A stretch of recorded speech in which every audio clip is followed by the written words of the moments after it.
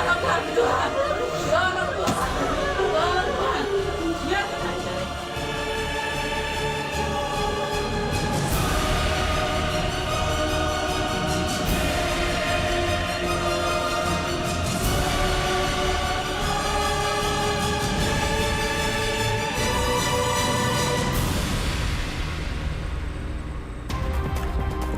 Kembali di Kompas Petang, Saudara, untuk pengamanan proses otopsi ulang jenazah Brigadir Yosua, Polda Jambi mengerahkan 330 personel yang berasal dari Polda, Polres Muaro Jambi, dan Polsek. Ratusan personel ini ditempatkan di 3 titik utama pengamanan, yakni lokasi makam, rumah korban, dan RSUD Sungai Bahar, Muaro Jambi. Sebelum jenazah Brigadir Yosua Huta Barat diotopsi ulang Rabu esok, tim forensik akan hadir di pemakaman untuk memantau proses ekshumasi atau penggalian kubur. Perwakilan tim forensik menyatakan ada 7 ahli forensik yang terlibat. Mereka berasal dari TNI dan swasta yang didatangkan dari Jakarta, Bali, dan Padang. Setelah peti diangkat, jenazah akan dibawa ke RSUD Sungai Bahar untuk diotopsi ulang kurang lebih selama 2 jam.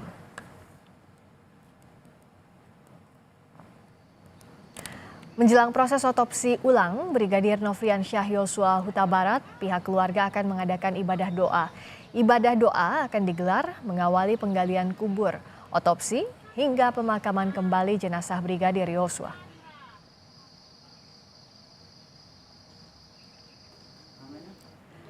Komisioner Komnas HAM Khairul Anam menyatakan lembaganya telah mendapatkan informasi detail mengenai hasil otopsi awal Brigadir Yosua dari penjelasan Pusat Kedokteran Forensik Polri. Dari otopsi awal di RS Polri Kramat Jati ini terindikasi adanya karakter luka dan jarak tembak yang berbeda-beda. Menurut Anam, penjelasan otopsi awal cukup penting. Soal luka itu pertama kami memang melihat sejarah kapan jenazah masuk dan kapan mulai diotopsi.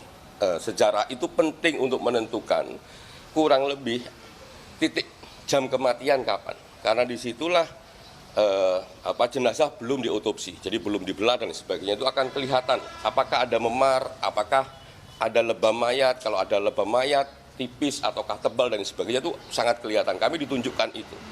Menurut kami itu sangat transparan. Ya, kalau kita hanya ditunjukin hasil otopsi suruh baca, ya nggak kayak begitu kalau di kami. Kalau di kami memang kepingin lihat raw materialnya.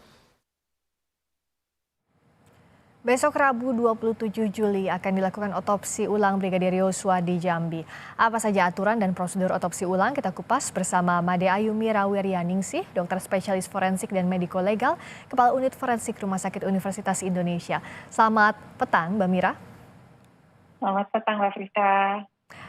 Saya mau tanya dulu, kalau dasar hukumnya ini kan ada di Peraturan Kapolri nomor 12 tahun 2011 juga nomor 10 tahun 2009 soal forensik ini. Nah, lebih detailnya lagi, kalau urutan forensik dalam otopsi kasus pembunuhan seperti apa tahapannya? Oke, jadi sebenarnya kalau peran forensik kita mengacu pada KUHAP.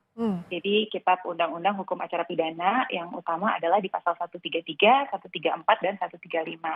Di mana kalau 133 itu menyatakan bahwa penyidik itu boleh minta bantuan dari dokter, ahli spesialis forensik, atau dokter atau ahli lainnya untuk memperjelas suatu perkara. Kurang lebih seperti itu isinya. Kemudian kalau di 134 berarti polisinya bisa memberitahukan kepada keluarga bahwa ini penting untuk dilakukan dalam proses penyidikan, dan apabila dari keluarga tidak ada tanggapan, maka tanpa persetujuan keluarga pun sebenarnya bisa dilakukan otopsi. Nah, kalau gali kubur pada kasus ini itu ditekankan pada pasal 135, di mana di dalam hal penyidik untuk kepentingan peradilan itu perlu dilakukannya suatu penggalian mayat, atau di sini kita sering dengar ya istilah ekshumasi atau gali kubur, maka dapat dilaksanakan sesuai dengan ketentuan-ketentuan yang ada di pasal 133 dan 134. Gitu. Jadi dasarnya dari KUHAP dulu, dan memang ada aturan-aturan dari Kapolri yang mendukung ke arah pemeriksaan ke arah sana. Artinya dasarnya kuat ada di Kitab Undang-Undang Hukum Acara Pidana untuk bicara soal kasus pidana ini ya. Nah, bicara soal otopsi, kita tahu kalau di kasusnya Brigadir Yosua ini sampai ada otopsi ulang. Nah, biasanya otopsi ulang ini bisa dimohonkan jikalau kondisi apa saja biasanya? Oke, sebenarnya sih otopsi ulang ini tergantung dari kebutuhan.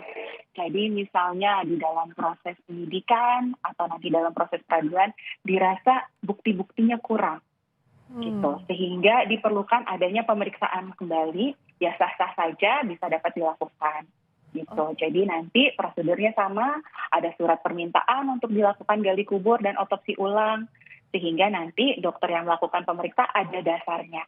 Jadi kita sebagai dokter forensik itu selalu bekerja atas permintaan. Kalau pada kasus tindak pidana berarti atas permintaan penyidik. Gitu. Jadi nanti kalau pada kasus ini berarti nanti surat permintaannya ada, ditunjukkan kepada siapa, dan orang-orang itulah yang akan turun untuk melakukan pemeriksaan. Untuk pemeriksaannya tetap sama. Oke, prosedur pemeriksaannya tetap sama, tapi bicara soal waktu, ini kan sudah 2 minggu kurang lebih dari awal Brigadir Yosua meninggal dan juga dimakamkan. Ini akan jadi tantangan tersendiri atau tidak untuk tim forensik? Tentu, kalau kita sih kalau dari dokter forensik selalu ingin semakin cepat semakin baik, ya kan? Kalau misalnya orang hidup, luka-lukanya akan mengalami penyembuhan, berarti kan semakin cepat semakin baik. Ada luka-luka yang kalau orang hidup memar, nanti ditunggu berapa hari udah memarnya udah hilang, jadi hilanglah bukti-bukti itu. Karena kan tujuan kita adalah sebenarnya untuk melakukan visum et repertum atau kita melakukan otopsi itu kan mempreservasi barang bukti. Nah, kalau pada kasus-kasus korban yang sudah meninggal, berarti tujuannya adalah mempreservasi bukti-bukti sebelum mengalami proses pembusukan. Jadi tentunya semakin cepat semakin baik. Kalau misalnya ditunda-tunda, ya otomatis pasti ada tantangan-tantangan tersendiri terkait bukti-bukti yang bisa diperoleh. Oke, kalau misalnya jenazah dengan formalin dan tanpa formalin itu akan berbeda atau tidak? Misalnya apakah kalau dengan formalin artinya bisa jadi lukanya atau bekas yang diotopsi ulangnya ini bisa lebih awet atau seperti apa sebenarnya? Oke, kalau jenazah yang sudah formalin sebenarnya ada plus minusnya tergantung dari kasusnya. Pada kasus-kasus mungkin yang terkait dengan toksikologi, jadi kayak kasus-kasus keracunan, tentu dengan memasukkan formula atau formalin atau cairan embalming itu dapat merajukan hasil dari suatu kasus keracunan. Tapi kemungkinan besar pada kasus-kasus yang terkait trauma, itu sifatnya formalin itu memfiksasi. Jadi kelainan-kelainan itu kadang-kadang justru lebih stay, jadi lebih menetap. Jadi kalau misalnya, jadi kadang-kadang mungkin kayak resapan darah atau mamar akan tetap terlihat gitu. Kalau saya melihat kasus ini sih saya mengharapkan dengan adanya sudah ada riwayat formalin sebelumnya, mudah-mudahan kondisi almarhum masih bagus sehingga untuk beberapa temuan yang tadinya meragukan atau yang menjadi perhatian bisa lebih dicari ini penyebabnya apa. Jadi kalau misalnya jadi kayak lebam mayat akan lebih nempel, memar-memar kadang-kadang lebih terlihat gitu. Jadi termasuk bekas luka juga akan lebih terlihat begitu ya? Iya, untuk kasus tertentu, tapi kita nggak bisa pukul rata untuk semua kasus. Apalagi ini kan sudah diotopsi sebelumnya, artinya sudah ada manipulasi terhadap tubuh jenazah. Jadi bukan kondisi jenazah yang baru meninggal. Tentu kan kalau misalnya otopsi ada sayatan untuk membuka organ, membuka kepala, kemudian bisa saja ada tindakan-tindakan medis di dalam prosesnya itu di mana misalnya mengeluarkan barang bukti. Diambil sayatannya, disayat dulu kulitnya, atau mengambil hasil untuk kita ragu nih ini memar terjadinya pada saat kematian atau jauh sebelum kematian atau justru setelah kematian kita ambil sampelnya, tentu kan bisa terjadi ada suatu sayatan gitu.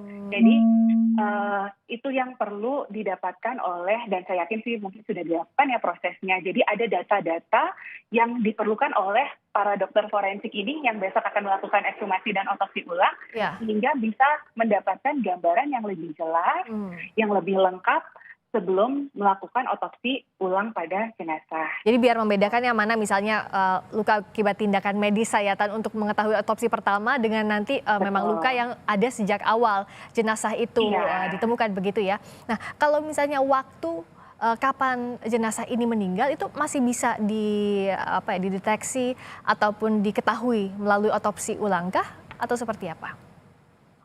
Kalau untuk kita menentukan perkiraan saat kematian berarti pertanyaannya, memang agak sulit apabila ini jenazah sudah diformalin.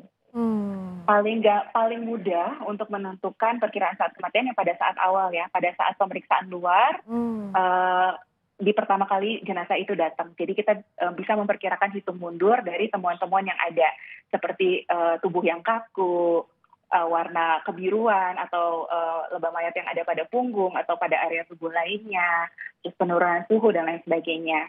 Sebenarnya untuk memperkirakan proses pembusukan pasti akan ada variasi-variasi tertentu, mengingat satu, jenazah sudah diawetkan, kemudian dua, kita harus memperhatikan bagaimana kondisi lingkungan tempat dimakamkan, misalnya tanahnya seperti apa, apakah kering, basah, dan lain sebagainya, itu akan mempengaruhi kecepatan pembusukan. Sehingga untuk menghitung mundur kapan almarhum meninggal itu masih agak sulit. Paling gampang adalah untuk memperkirakan saat kematian adalah yang tadi, pada saat pertama kali jenazah datang, dilihat dari tanda-tanda tanatologinya yang tadi ya, seperti kaku, lebam, suhu, dan lain sebagainya. Kalau untuk perkiraan saat kematian, lebih mudahnya saat awal jenazah ditemukan, begitu ya. Kalau ada formalin, kesulitannya itu, tapi kalau bicara soal bekas trauma, itu bisa jadi difiksasi dengan adanya formalin, begitu ya, Dokter Mira. Nah, kalau bicara soal waktu maksimal gitu, efektif bisa otopsi ulang ini berapa lama? Tadi kan juga kita bicara soal semakin cepat ini semakin baik, tapi kan faktanya sekarang sudah 2 minggu lebih. Nah, sebenarnya kalau dalam otopsi maupun otopsi ulang, ada batas maksimum waktunya atau tidak? Sangat tergantung pada kasusnya karena apa. Kalau misalnya di luar negeri sana, kadang-kadang ekshumasi itu udah bertahun-tahun juga masih bisa dilakukan otopsi atau ekshumasi. Cuman ya itu terkait dengan bukti-bukti. Kalau pada kasus keracunan secara umum yang tidak di-embalming misalnya atau tidak diawetkan, atau dia keracunan yang logam berat, bisa saja racun-racun yang tadi ada di tubuh itu meresap ke tanah sekitar. Sehingga pada saat proses pemeriksaan gali kubur atau ekshumasi, sampel-sampel tanah itu diambil. Gitu.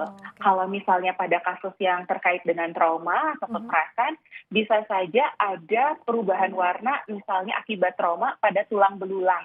Karena kan tulang seperti yang kita tahu paling terakhir mengalami pembusukan. Bisa terjadi seperti itu. Tapi kalau misalnya luka-luka itu hanya sebatas jaringan, misalnya hanya sebatas dari kulit sampai ke otot, tentu dalam beberapa bulan kalau itu sudah membusuk atau sudah lisis, tentu kita bisa tidak menemukan apa-apa. Gitu. Baik. Jadi sangat tergantung kasus, sangat tergantung waktu. Tergantung kasus, tergantung waktu, tapi kita harapkan untuk kasus ini bisa jadi pintu masuk titik terang untuk mengungkap penyidikan lengkap dari kasus tewasnya Brigadir Yosua. Terima kasih Dr. Made Ayu Wiryaningsih, dokter spesialis forensik dan mediko legal, Kepala Unit Forensik Rumah Sakit Universitas Indonesia. Terima kasih Dr. Mira.